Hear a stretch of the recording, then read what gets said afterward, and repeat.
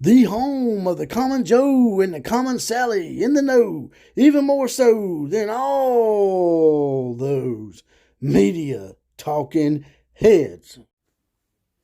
Patience and impatience, two words separated by two letters that mean two entirely different things. But yet, I'm getting those two words on both sides of the fence this week from Oklahoma fans who have been slamming my PMs with their thoughts about Oklahoma and their future going forward with Brent Venables. So I decided to put it to the masses. I asked a few Oklahoma fans and PMs exactly what they thought I should say about Brent Venables and his future with Oklahoma going forward. So we're going to put it to the masses. We're going to put it to the common Joes and Sallys in the know out there, and we're going to talk about it.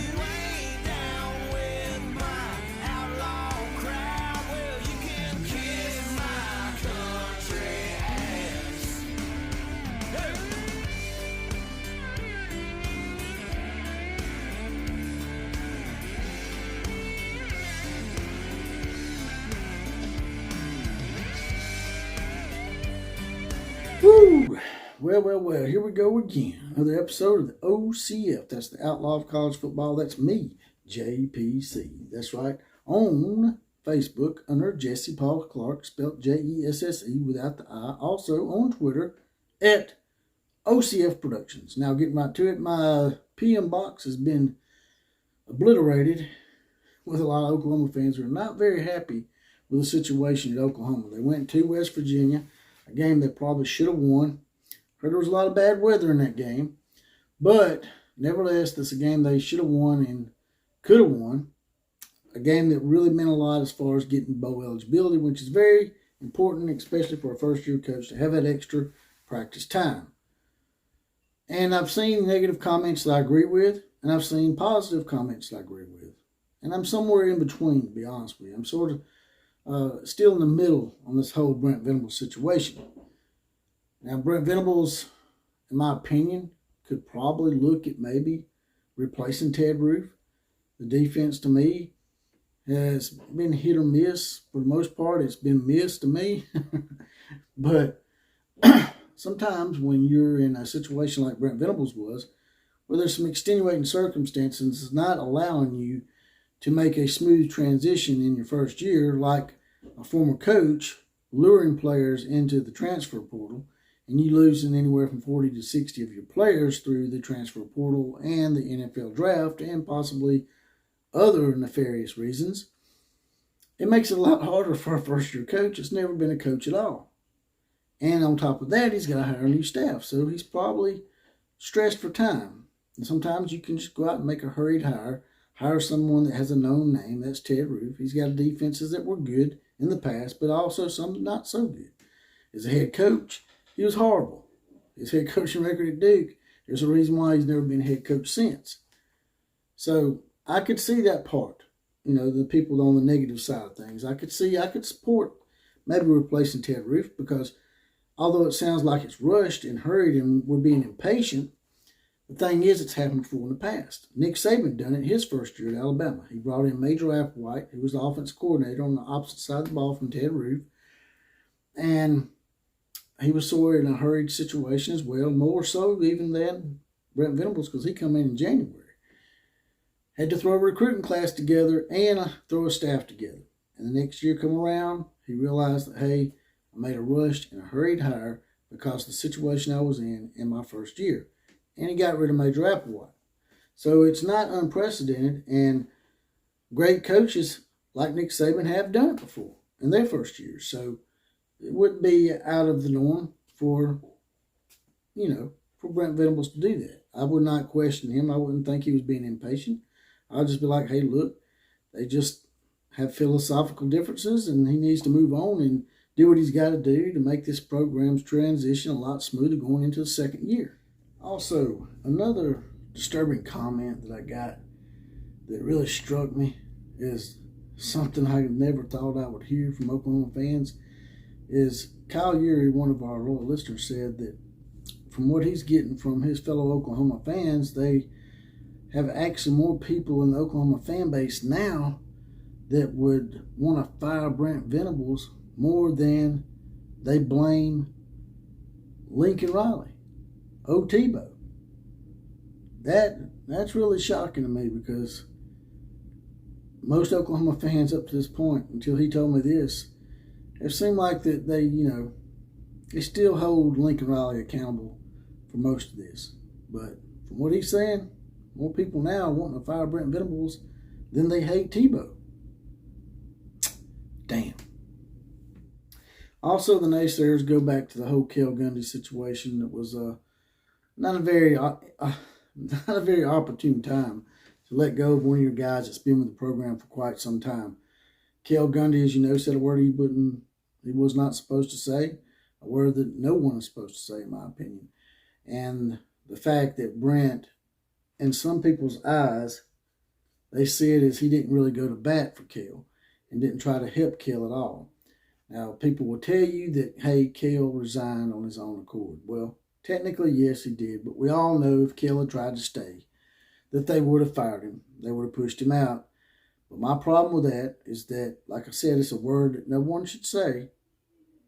But that's the thing. That's the stressor there. No one should be able to say it. And players on that team say that word all the time. So why are they still playing for Oklahoma? The double standard political agendas that people bow down to and bend over for need to be stood up to eventually. And if Brent had stood up for his man just a little bit, I think his players would actually respect him for that. As a matter of fact, numerous Oklahoma players that were minorities took up for Cale Gundy. So Brent would have had that in his corner. And losing that guy that's an important part of your offensive staff right before the season starts, that can't be something that's good. So a lot of people just feel like Brent needs to develop more of a spine.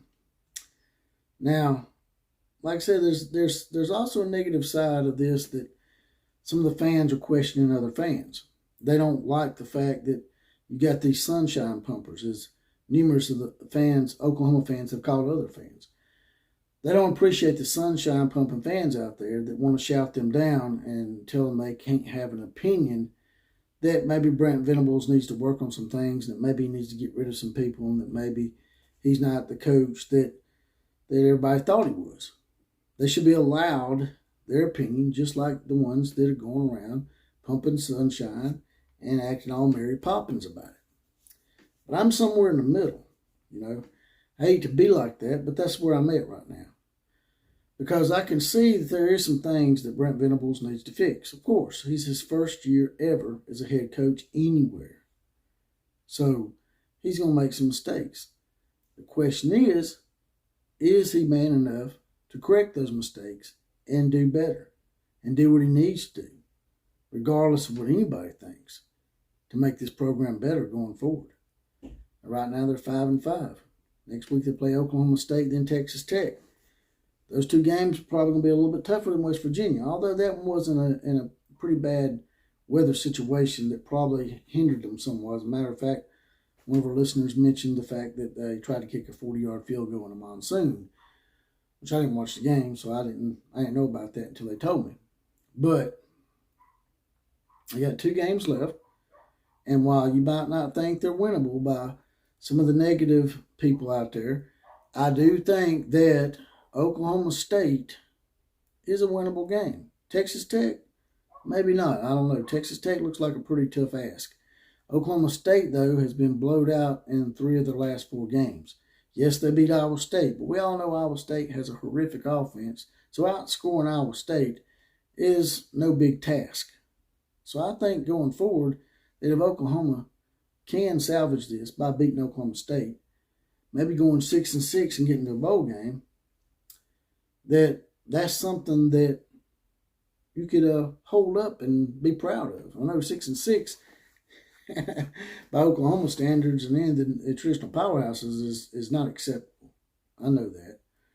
But right now, that would be a lot better than 5-7. And that's what we need to shoot for right now, for the Oklahoma people and fan base out there, to get that bowl bid, get that extra practice time. But like I said, man, this has been going back and forth for the last couple of days. All I can say is that Y'all should allow each other to voice your opinions without getting mad at each other. If one side of the Oklahoma fan base thinks that Brent Venables maybe is not the coach for Oklahoma going forward, well, then that's their opinion right now.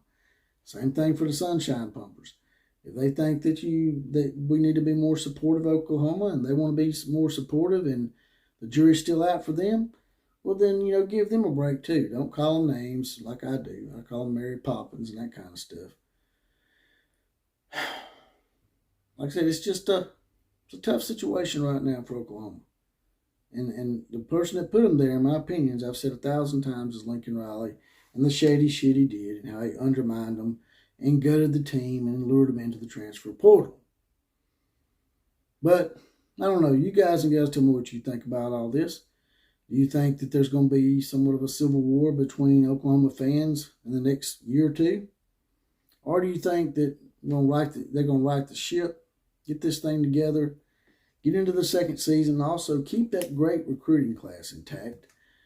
A lot of people are worried about that. They said they've had like 3 or 4 decommits. But that always happens with teams when they lose a few games and they get a good class going. The recruits see them lose a few games and then they get wishy-washy about it. And those are the players you don't probably need anyway. But drop it in the comment section. Y'all tell me what you think going forward. Because, like I said, I'm sort of in between still for now. And that's all I got to say about that. Like, share, comment, and subscribe to this channel. Also, there's a little heart down here. Put my notes down and drop them. It's a little heart here. If you don't mind, click on that. Hit that. Get me off the YouTube teat. And as always, KMCA to all the other teams. Class is now officially dismissed.